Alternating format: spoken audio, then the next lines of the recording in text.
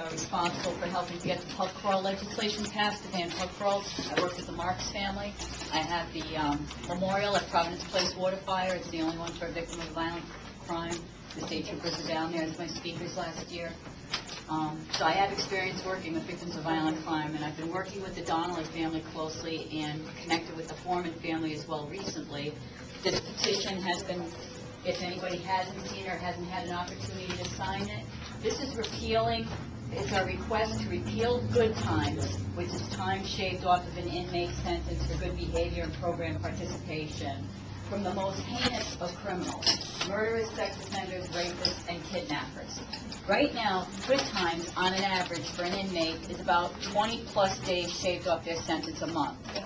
That's whether or not it's the most minor of crimes, petty theft, drug dealing, okay, or the most heinous. Everybody's getting an equal amount of good time right now.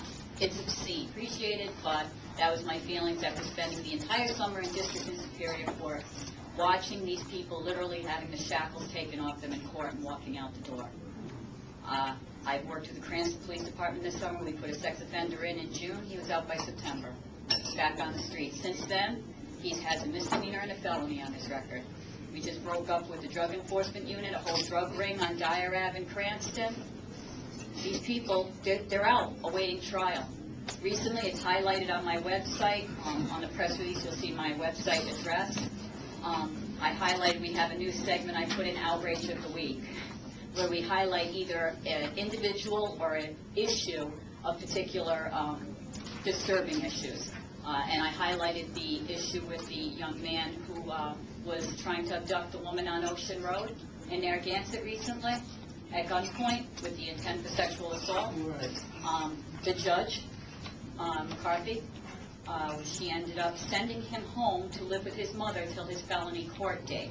We're sending potential rapists home to live with their mother till their felony court date, okay? And that woman's life that he tried to abduct, there was $2,000 bond for him to walk, to live with mommy. Is that the kid living with his father and the father turned him in? No, no. In fact, he's had a strange relationship with his mother that we sent him back to live with in Lords Point, Stonington, Connecticut. Okay, that's what they did. And on our website, you'll see I dug up some information that wasn't on the radio or on the news. This man had a record in 2000 of breaking and entering and sexual assault of an 80-year-old woman in Lords Point, Stonington, Connecticut. They sent him back to the same neighborhood where he had committed this crime. Okay, and he's there until his court date for it. And 2 days after he set bond for $1,000, he broke bail. He violated his bail. So that only increased it $1,000 more. That's what that woman's life is worth. Right now, we're just recycling them. That's what we're doing. That's the bottom line. We are not saving money. We're putting communities at risk. Law enforcement is spread out so thin it's not funny, and we're looking at cutting more law enforcement, more police off the streets, and they're spread out, believe me. These cities, it's pushing it already. There's so many people out on parole and probation right now, and so limited supervision of them, it's unbelievable. You have a ratio of like 50 to 1 for sex offenders, okay? These probation officers, I'm meeting with probation and parole directors, telling me, we can't keep up with this. We're not meeting with these people. They're not meeting with us regularly. The volume's too great? There's too many. There's too many per one person, 60 sex offenders for one parole to be monitoring, 80 for domestic violence, which is the worst on the ratios. Domestic violence is the worst. It's like 80 to 1. They're not meeting with these guys. The Donnelly family, Matthew Komrowski received 450 days of good time shaved off his sentence.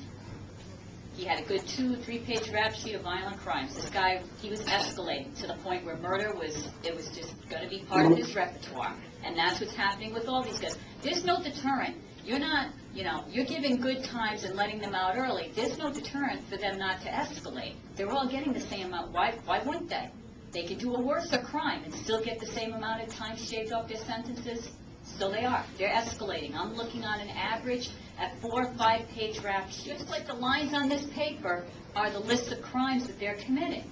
I can't make this stuff up. Yes, and they're escalating from nonviolent to violent. Komrowski escalated. It was all there. 3 pages of a rap sheet. 450 days shaved off his sentence. okay? He had 96 infractions while he was in prison, and he's got 450 days shaved off his sentence. How's that? I asked A.T. Wall at the Justice Commission last week. I didn't get an answer. They took notes on that one, okay? So he got out early. Within 48 hours, he hunted that girl down at her, gained access to the building illegally, breaking and entering, okay? Beat her to death, and then took off with her stuff to his sisters in Providence, came back and set the place on fire to cover it up. He's I was looking at his rap sheet, and he wasn't spectacular compared to most of these guys that I look at with 4-page rap sheets, 5-page rap sheets. At the meeting the other day, 8-page rap sheet thrown in front of me. I'll show you what a rap sheet looks like. You can throw it around, you can toss it around and look at it. The issues I brought up at the Justice Commission were 2 things. We want good times repealed for the most heinous criminals, and I want a review of the programs that we're offering these people. Good times is earned through participating in various programs. Anything from anger management to hip-hop to college, hip-hop. And they are earning credits for that. A.T. Wall seemed to think that they weren't, and I had the paper shoved right in my face, 121 credits for hip-hop. What's hip-hop? Hip-hop music. Avatar. They're getting time off. Yes, they are. They're getting credits for the most obscene programs. Nutrition for Better Health. Avatar. Avatar. Yeah, you got it right. Boundaries for healthy relationships. That's good to know. I guess you got to learn that sooner or later, right? Human evolution. Human evolution. Voice and articulation. Seriously? And then there's all these great college courses because we're sending them to college. We're giving them associate's degrees for free. I have a photo op. This popular nonprofit, this article in Silver Lake, Open Doors. I have a photo op with, unfortunately, our educational commissioner and A.T. Wall and the president of CCR handing out associate's degrees to a sex offender who molested his 9-year-old and then pimped her out for drugs, and a baby killer, a young man who beat his girlfriend's 2-year-old to death while he was babysitting him, which cost his patience. And they're bettering themselves, and we must give them credit, and they're moving forward, and we're handing, other than Avatar and hip-hop and whatnot, I think that the inmates should have an understanding of the punitive and compensatory damages that they've caused to not only the victims, but their families, communities, and the taxpayers who are footing the tab. Look at that 8-page rap sheet. While he's being processed through repeatedly, his career criminal, okay? We're paying for that in the court systems right now. We're paying dearly for this little fiasco here, okay? So for starters, if they're taking programs, it should reflect their understanding of punitive and compensatory damages to victims, communities, families. And I don't think Avatar is a program that reflects that. I'm sorry, okay? I think that instead of sitting on their asses and we're paying for them to go to school, they should be engaged in labor, in doing, we have road work here, we have infrastructure jobs. Where are they? I heard that there would be infrastructure jobs. Yeah, they belong to the And unions. why don't, and what, are we afraid that they're going to break a nail if we have them working on road crews? On Dyer Ave, I'm so sick, there's a pothole and it's not even winter yet that you could bury a dog in. That I go over all the time, and I'm thinking sooner or later my muffler will get loose on this car, you know. And I don't see work crews out there. I'm sorry, but we have a lot of things that our parks, our state parks right now. The trees are falling down all over the place. Unions don't want them involved. You're taking away their labor. Yeah, real tough, okay? Well, that's- Because they're sitting over there and having a ball, and they're doing nothing. They're giving nothing back to society for what they've taken. And we're taking damn good care of them. Let me tell you, they're having a happy-go-lucky time.